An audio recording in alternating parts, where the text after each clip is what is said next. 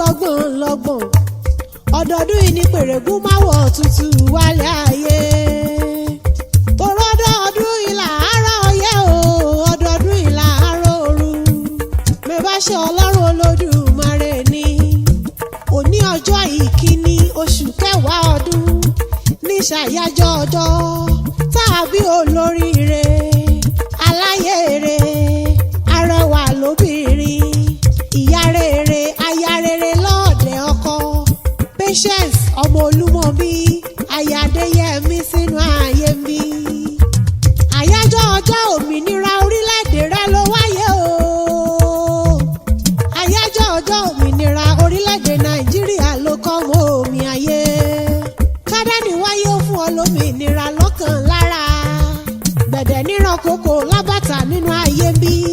Kó rọ̀ ọ́ kó tù ọdọ̀ ọjọ́ alẹ́ porogodo.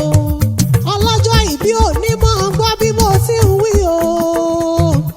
Bọ́ ti dára nílé ilé tún wù yìí láwùjọ. Aṣọ iyì rẹ̀ ọmọ ní fàyà lórúkọ Ọlọ́run ọba. Àbọ̀ ọmọ pé adániwáyé yìí ló yàn ọ́ fẹ́. Tó ní kọ́ ọmọ gbélé yìí kọ́ ọmọ ṣe rere lọ. Ire ló fi lu ọjọ́ ayé rẹ̀.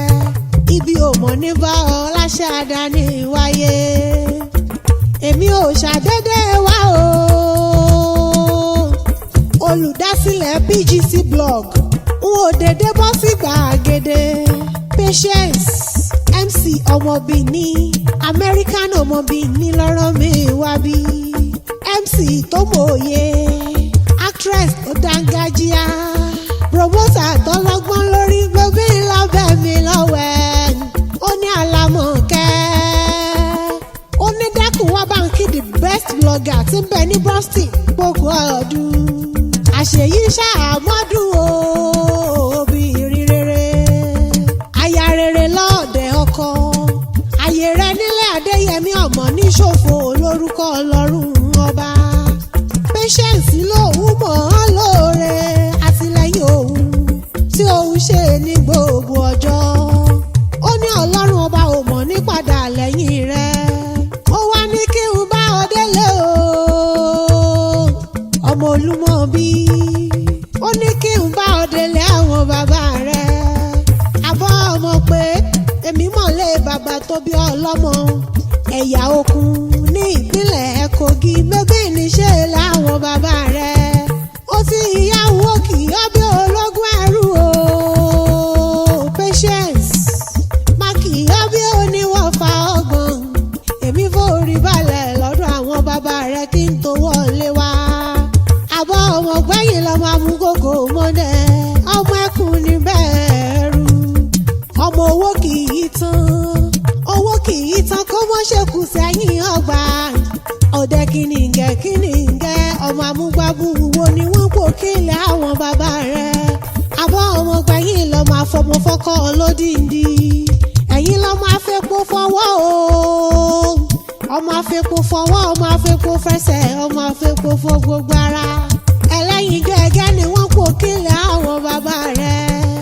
Ẹ̀yin lọ́mọ awúṣù lẹ́ràn ọmọ amẹ́wùrà gbẹ́ràn. Àbọ̀ ọmọ pé ọmọ amúgbábù wo ni wọ́n pè ràn bàbá tó bí ọlọ́mọ. Okú oríire òní o ọmọ Olúmọbí aya Adéyẹmí. Oríire ní ti ìrere olórí àágbẹ́rùlé o. Aya Adéyẹmí oríire ní ti ìrẹ nínú ayé mi. Ó yá mọ́ gbọ́ bí mo sì ń wí o.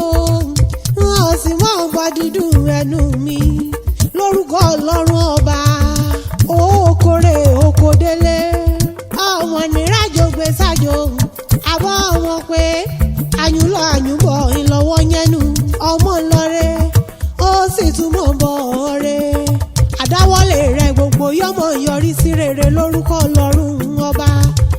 Ó sì nírí kò ní mọ́ o kò mọ̀ níjà ìpín rẹ̀ láṣàdáni wáyé.